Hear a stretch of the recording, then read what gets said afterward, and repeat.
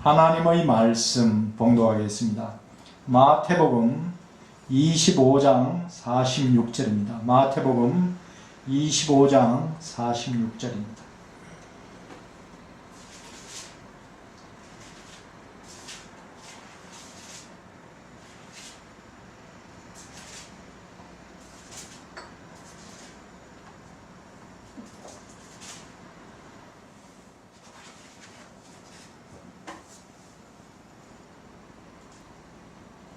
찾으셨으면 합독하겠습니다.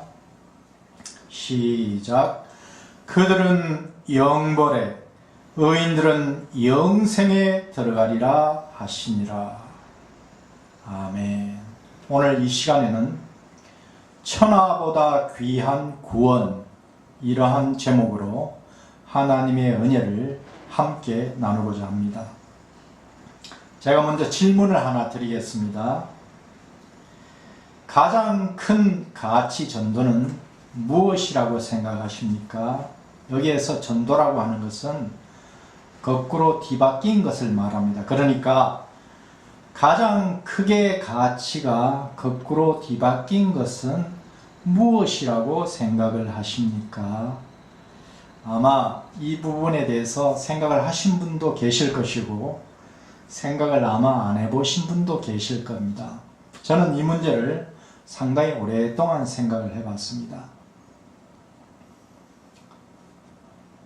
여기에 관해서 우리가 이제 함께 생각을 해서 결론 짓기로 하고요. 제가 예화를 좀 들어보겠습니다. 시골의 어머니가 있었습니다. 고생하고 이제 아들을 키웠는데 아들이 출세를 해서 서울에서 병원을 개업했습니다. 근데 아들 집에 이제 어머니가 가셨다가 며칠 만에 낙향하고 말았습니다. 어머니는 이제 아들에게 단 2마디의 짤막한 편지를 남겼는데 내용인즉슨 다음과 같습니다. 5번아 잘 있거라 8번은 간다. 암음 같은 이 편지를 아들이 이해하게 된 것은 세월이 상당히 경과된 후의 일이었습니다. 어머니가 아들 집에 계시면서 가족들의 관심도로 그 집의 서열을 파악을 해봤어요. 서열 1번은 교수인 며느리였습니다. 2번은 중학생인 손녀였고 3번은 초등생인 손자였습니다. 4번은 개였고 이제 5번이 아들인 의사였습니다. 6번은 드라마였고요. 7번이 파출부였습니다. 그리고 이제 마지막 이제 꼴찌 8번이 이 시어머니인 자신인 것을 발견했어요. 그래서 관심 서열 최하위인 어머니는 이 가족들에게 내가 부담을 주고 싶지도 않고 더 눈치도 내가 보고 싶지도 않다. 이래서 조용히 시골집으로 귀가를 해버리셨던 것입니다. 이제 시골에 가서 이 어머니가 이제 교회 나가시는 분이었기 때문에 교회 나가서 어머니가 이제 섭섭한 마음을 누르고 하나님께 기도를 드렸습니다. 기도를 드린 내용이 이렇습니다. 하나님, 자식이라고 진자리 마른자리 갈아뉘며 먹이고 입히고 그렇게 공부시켜 키웠는데 어머니를 뭐로 보고 서열 8번이라니 알고 보니 개보다도 낮았고 파출부보다도 못했습니다. 자식인들 어떻게 믿겠습니까? 참으로 제가 그때 섭섭했습니다. 이렇게 기도를 드렸어요. 그녀는 자신도 모르게 눈물을 흘리면서 그렇게 이제 하소연 겸 이제 기도를 드렸는데 그녀에게 하나님의 다음과 같은 말씀이 들려오는 것 같았습니다. 얘야, 그래도 너는 팔등에라도 들지 않았느냐. 나는 너희 아들 집에서 아예 등수에도 들지 않았다. 하나님의 이러한 황공한 말씀에 그녀는 얼굴을 붉혔습니다. 그리고 자식을 잘못 키운 데 대한 송구함에 깊이 회개를 했다 하는 내용입니다. 자, 이 어머니는 나이가 이제 한 70 가까이 돼요. 그래서 이렇게 회개를 했지만 회개를 하는 사람들이 그렇게 많지는 않습니다. 제가 예화를 하나만 더 이 어머니의 사례와는 대비가 되기 때문에 예화를 하나만 더 들도록 하겠습니다. 조선일보 출신의 이제 나이가 80을 향해서 나아가는 원로 대기자가 있는데 그분 이름이 조갑재 씨입니다. 이 조갑재 씨에게는 초등학교 4학년인 외손자가 있었습니다. 이름은 정석이었습니다.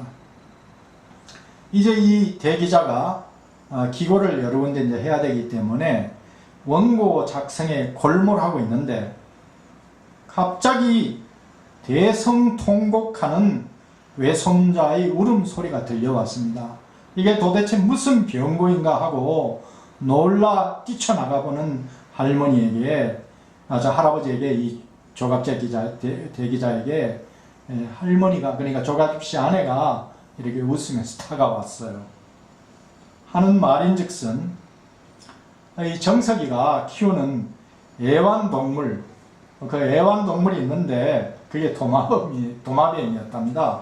이 도마뱀을 키웠는데 이 도마뱀이 먹이를 며칠간 잘 먹지를 못하더니만 조금 전에 죽었대요. 그래서 이것이 너무나도 큰 대사건이어서 저렇게 대성통곡을 지금 하고 있다 하는 조갑재 씨 아내의 얘기였습니다. 도마뱀이 애완동물이 된다는 거 참 이게 놀라운 일입니다. 한편 기괴한 일이라고 이제 생각이 드는데 그 징그러운 것이 죽었다고 저렇게 대성통곡하는 기가 막힌 상황에 조갑재 대기자는 놀라 어안이 벙벙해 했는데 더 기가 막힌 사건이 발생이 되고 말았습니다. 자, 이제 할머니가 손자에게 물었습니다. 예, 정서가 내가 죽어도 이렇게 울지는 않겠지 라고 할머니가 그래 물었더니만 손자의 대답인즉슨 그렇다는 거예요. 이 기막힌 일이죠. 할머니가 죽는 데는 도마뱀이 죽었을 때처럼 그렇게까지야 울지는 않을 것이다 하고 하는 이 말에 할아버지와 할머니는 조갑재 씨가 기고의 내용에는 적지 않았지만 틀림없이 너무 배신감을 크게 느껴서 아마 며칠간 쇼크 상태였을 겁니다.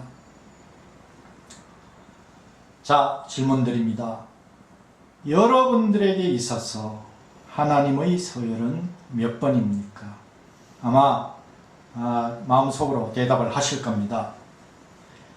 여러분은 아니겠지만은 대부분의 사람들에게 있어서 서열 1번은 돈입니다. 대부분의 사람들에게 있어서는 그래요. 이제 2번이 건강이고요. 3번은 결혼한 사람일 경우에는 자녀가 될 것이고 아직 결혼하지 않은 사람은 아마 애인이 될 것입니다. 그리고 4번은 드라마고 5번은 개고 6번은 여행이고 7번은 술이고 8번은 게임이고 이렇게 상당히 진행이 돼도 하나님은 아직 그 서열에 나타나지 않으려고 하는 이것이 문제입니다. 자, 하나님의 서열이 등외인 이것은 가장 큰 가치 전도라고 저는 생각을 합니다. 오랫동안 제가 생각을 했는데 그렇게 저는 결론을 내립니다. 하나님의 서열이 이처럼 낮은 것은 그들에게 있어서 사람들에게 있어서 천하보다 귀한 구원에 무관심하다 하는 말이기도 합니다. 이것은 참으로 하나님 앞에 회개해야 될 사항입니다. 자, 그런데 비극이 있습니다. 여기 비극이 있어요. 오늘 본문 우리가 읽었지만은 어떤 사람은 영생에 들어가고, 즉 천국에 들어가고, 어떤 사람은 영벌, 즉 영원한 벌에 들어가기 때문입니다. 아까 우리가 하나님의 말씀을 읽었는데 하나님이 우리에게 그렇게 말씀해 주셨습니다. 하나님을 찾을 때 우리는 하나님을 만날 수 있습니다. 하나님을 간절히 찾을 때 우리는 구원을 받을 수 있습니다. 오늘 이 자리에 참석한 여러분 모두가 다 간절히 하나님을 찾아서 영원한 천국에 거할 수 있는 그 자격을 오늘 하나님으로부터 선물로 받으시기를 바랍니다. 그것을 위해서 제가 여러분들을 위해서 수년간 기도했고, 또 어떤 분을 위해서는 수십 년간 기도를 해오고 있는 상황입니다. 여러분들이 그와 같은 선물을 꼭 받아 복된 여러분들의 영원한 세월을 천국에서 보내시기를 축원합니다.